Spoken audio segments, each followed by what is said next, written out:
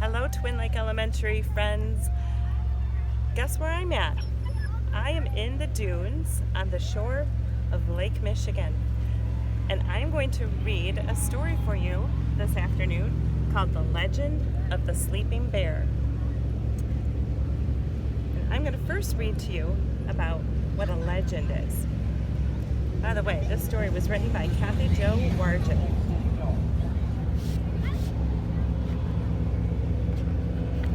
Do you know what a legend is? A legend is a story created about a certain person or a certain place. Many legends are created as a way of explaining something that's happened in history. Most legends are based in fiction, which means that they are not necessarily true. However, the real magic of a legend exists in the fact that it is a story passed on from generation to generation. In this story, The Legend of the Sleeping Bear, it was the author's goal to remind people why this legend is so meaningful and to introduce to new generations beauty and symbolism of the Sleeping Bear National Lakeshore, which is up by Traverse City. So maybe sometime this summer you'll be able to drive up to Traverse City, but if you can't get that far, it's about 3 hours north, you can drive about 20 minutes from Twin Lake, and you can go to where I'm at, which is North Muskegon State Park, and you can climb the dunes that are like those that are in this story. Here we go with the story. You ready? Long ago, before voyagers paddled canoes down rivers and streams, before mighty lumbermen cleared forests with sharp, shiny axes, before wooden ships carried sailors across great freshwater seas, there was a beautiful forest near the ledge of a mighty lake. Can you see the mighty lake? Today, we know that forest as part of Wisconsin, and the mighty lake is called Lake Michigan, which you can see right here.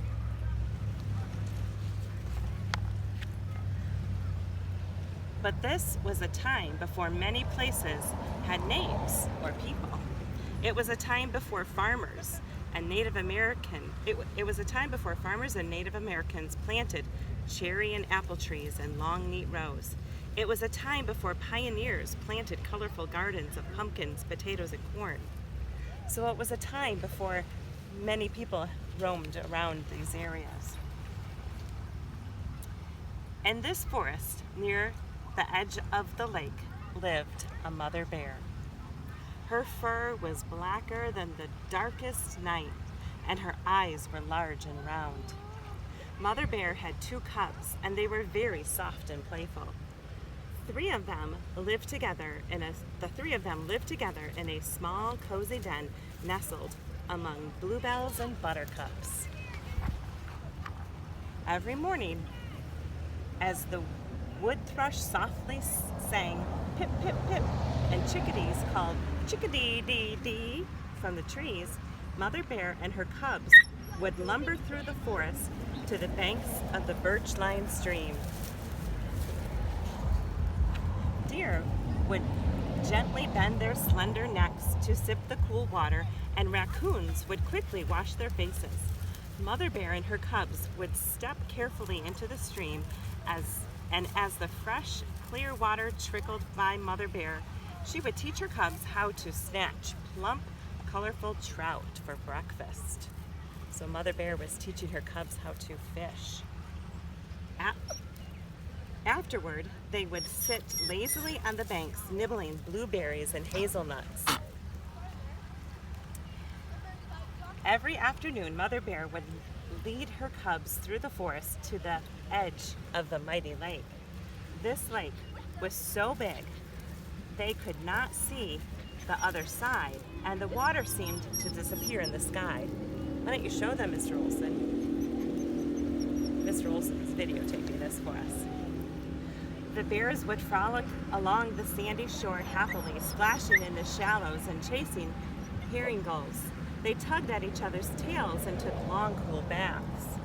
Every evening, Mother Bear led her cubs back to their warm, cozy den where she cradled them in her big black paws and held them gently while they went to sleep. One morning, as they were lumbering along to the birch-lined stream, there was a loud crash of thunder and a sharp hissing sound. Snap! Pop! Mother Bear stood on her hind feet and stuck her nose in the air. A brilliant orange blaze flashed through the trees, and dark clouds filled the sky. Fire! Mother Bear rushed her cubs to the banks of the stream and ordered them to follow it to the shore of the mighty lake. Bears dashed rapidly, deer sprang back and forth, and wolves ran wildly. Even the star-nosed moles hurried out from beneath the cover of the forest floor. There was a fire. As they reached the shore, Mother Bear gathered her cubs and shouted, "Children, we must go! We must swim across that mighty lake. My children, I love you so." They leaped into the water and began to swim. The lake was very deep. The water was cold, and the waves were tall, and the wind was strong. They paddled hard and fast. Mother Bear pleaded, "My children, do you promise that you will swim with all your might? If we reach to the other side, we must swim throughout the night. If we are to reach the other side, we must swim throughout the night." The faithful cubs promised their mother that they would swim with all of their might. They had a long ways to go.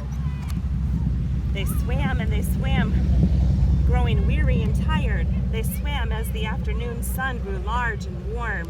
They swam as the sun slipped through the horizon and the air grew cold. And as they swam, Mother Bear kept turning her large black face to make sure her cubs were not far behind. She watched as their paws struggled against the water, and as their soft round faces became smaller and smaller between the waves of the mighty lake, Mother Bear grew worried.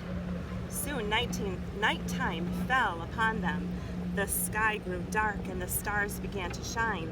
Suddenly the air seemed quiet and the water became very still.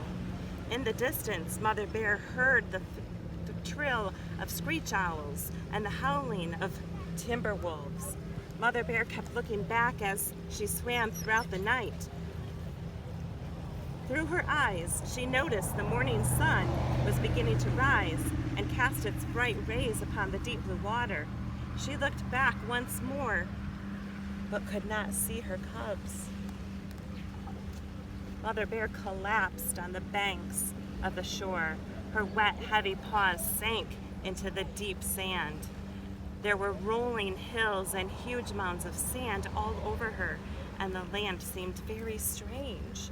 She came from the forest, and now she's in the dunes. Mr. Olson, can you show them the dunes a little bit?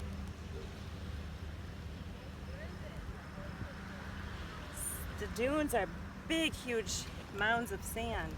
Mother Bear paced up and down the water's edge, but her cubs were nowhere to be found. Her wet fur gleamed in the fresh morning sunlight and tears shone in her eyes. Mother Bear cried, "My children, are you coming? You are strong and you are clever. My children, can you hear me? I will wait for you forever." Mother Bear climbed to the top of the highest hill. She looked out over the dark, deep water, but there were no signs of her cubs. Mother Bear called throughout the day, "My children, can you hear me? I know you must be near. My children, I'm waiting high up here." Mother Bear waited until the sun set and another night fell upon her. She waited while the sun came up again in the morning. She waited while wild pink roses bloomed all around her, and while baby white-throated sparrows learned how to fly. She waited while the grasses on the distant dune became yellow and dull. She waited while the leaves fell from the beech trees. It's fall now, isn't it? And now it's winter. Mother Bear waited while the air grew colder and snowflakes floated down from thick, dark winter clouds. She waited and waited. Mother Bear waited, but her cubs never reached the shore. This is a sad story, but remember, it's a legend. And high upon the hill, Mother Bear fell fast asleep in her sorrow. Years passed, and the winds of Lake Michigan blew blankets of sand upon her, keeping her warm and safe in her slumber. See that? There she is up there on the hill. Over time, the great spirit of the land felt her sadness, recognizing her dedication and love for her children. With a tremendous gust of wind, the spirit brought the cubs near shore, raising them out of the water as two magnificent islands, placing them forever within the watchful and caring eyes of their mother. The cubs now stand suspended in time as the North and South Manitou Islands. Happy to be near their mother once again, they rest in the spirit of their mother's love. Two islands of gleaming sand edged by waters that sparkle and dance in the sunlight.